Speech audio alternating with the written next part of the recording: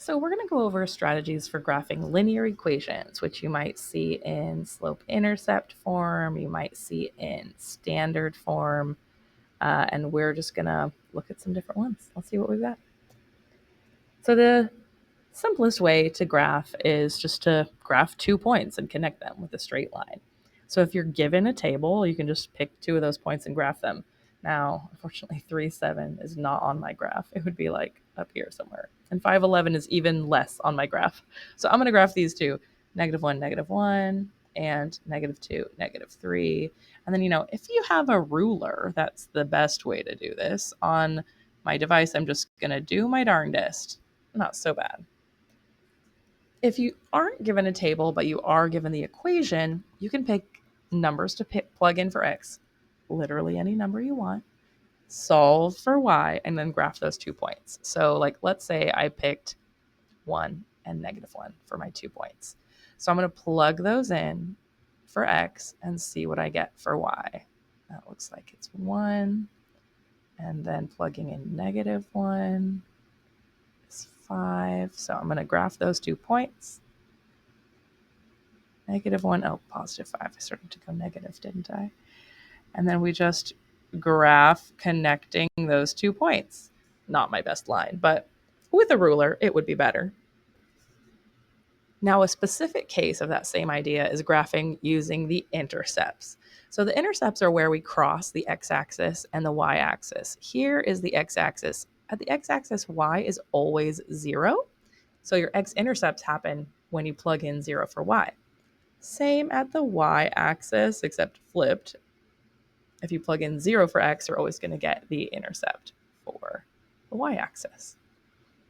So we're just going to do that. We're going to plug those guys in. So when I plug in 0 for x, I get 4 times 0 minus 2. It's just -2. To do it the other way, 0 for y, a tiny bit more work. We've got this guy. We're going to add 2 to both sides. And then, oh my, this guy's going to be 2 divided by 4 is 1/2. So that's not quite as easy to graph, but that's all right by me. When x is 0, y is -2. And when y is 0, x is 1/2. All right, let's try to connect these as well as I can. Obviously, your ruler is going to make yours better than mine. So one way to find your 2 points, just start with the intercepts. Sometimes this is exceptionally easy to do. And that if we have one of these, this guy's in standard form, right? Something times x plus something times y equals something.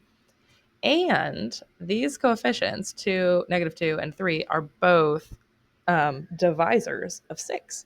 So that's going to make my life so easy in this particular case.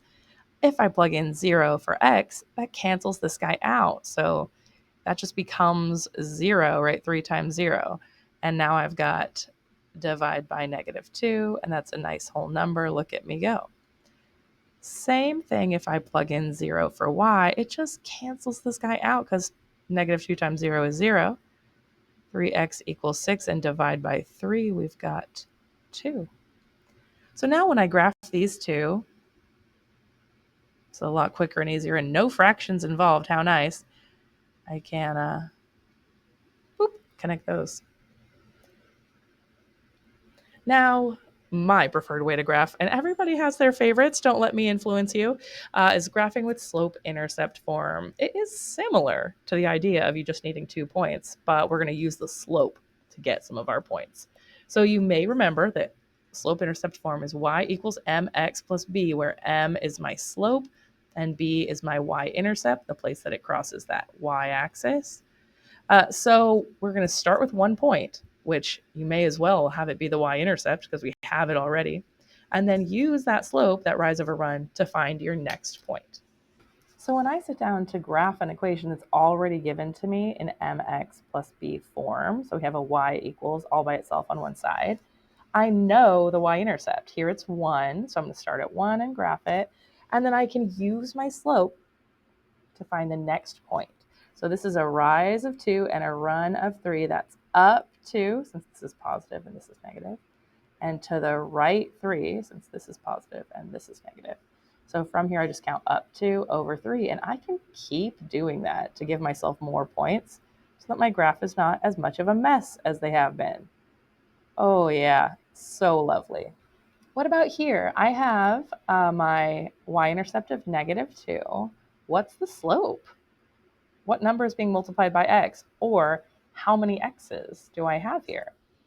I have 1x, so my slope is 1, and I can write that as a fraction 1 over 1. So I'm going to go up 1 to the right 1, up 1 to the right 1, up 1 to the right 1. And I can just do that all day and connect them to make a line. Again, use a ruler. Be better than me. Here I've got a slope, -4/3, but what is my y-intercept? Or to ask it another way, what is being added here, right? Because we should have a plus b. So what number is being added? 0. Nothing is being added. So we're starting at 0, and then we're going to use that slope. Now, careful. -4/3.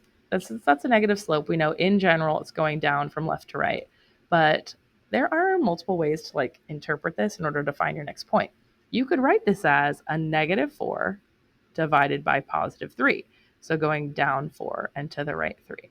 But you could also write this as a +4 divided by a -3, going up 4 and going to the left 3. The thing you do not want to do is say, oh, it's negative, so I'm going to go -4 and -3, because a negative divided by a negative is going to cancel out to a positive, and we did not have a positive slope, right? So I can actually use both of these to get my points that I want. I'm going to go down 4 and to the right 3, and I'm also going to use this one to go backwards. 1, 2, 3, up 4 and back 3. Here we are. And I've got 3 lovely points that I could connect with a ruler. Now this guy, I think you could probably sit down and graph by yourself now, right? We've got -3 as our y-intercept. And then just don't forget that 2 is the same as 2 over 1, up 2 over 1. But what about this? What is happening?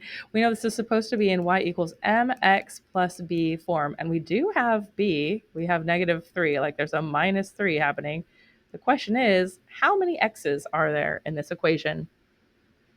And there are none. There are no x's. There are 0 x's. So if you remember what a 0 slope looks like, we know what it's going to look like. Or we can start at -3 and say we're going up 0. So we're not going up or down at all. We're just going from left to right. Any value of x is still going to give me -3 for y. This equation says y is always -3. And these horizontal lines with slope 0 are always going to be of the form y equals some number. Okay, so that's what those always look like. If you have just a random point and the slope, you can use that same strategy, right? 3, 1, and then we're going to use that slope to go up 2 over 1, up 2 over 1, and boo, boo, boo, boo, we could make a line. Easy peasy. Don't forget those 0 slopes are flat horizontal lines. So if we are at 3, -4, and then we have a slope of 0, it's just going to be at horizontal line. And then what about a DNE, a undefined, a does not exist slope? At that one, we'll graph our point, -1, 2. And then the DNE slopes, if you remember, these are the vertical lines. They go straight up and down. The reason they are undefined is that if we calculated the slope between two of these points, we might say, okay, I went down 3, like just with this random point I picked, down 3. And how far left and right did we go? 0. And we can never divide by 0, so that makes this undefined. So vertical lines, always undefined, and these are always x equals a number. They're always in this form, x equals a number, if it's a vertical line with an undefined slope. Now, we've already seen a way to graph with standard form. We can just find the intercepts. We can just find 2 points. Or you can just rearrange it into y equals form. So I could add this 3x to the other side, and now I've got y equals 3x minus 2. I know how to graph that with slope intercept. Or I could set up a table and pick 2 points and find those 2 points and then graph them, however you like. When you're wondering what might be your best strategy to do, I would check to see if these numbers are divisors of this number.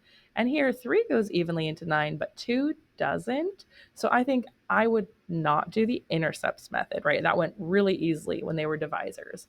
I would just either do slope intercept or I would find 2 points. So for me, I mean, because I love slope intercept, I'm going to do slope intercept. I'm subtracting the 3x to the other side. I'm going to divide by -2, and I have to divide everything. Yeah.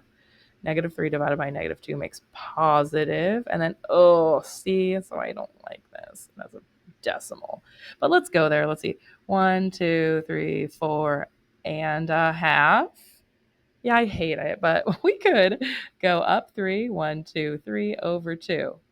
Up 3, 1, 2, 3 over 2. They're just all in the middle, which is icky. I could have probably picked some numbers that came out even, but I might not be able to see off the top what those numbers would be. So it just is all going to depend on your preferences and what feels easier to you. Now, this guy's in standard form. We have some amount of x's plus some amount of y's equals 2.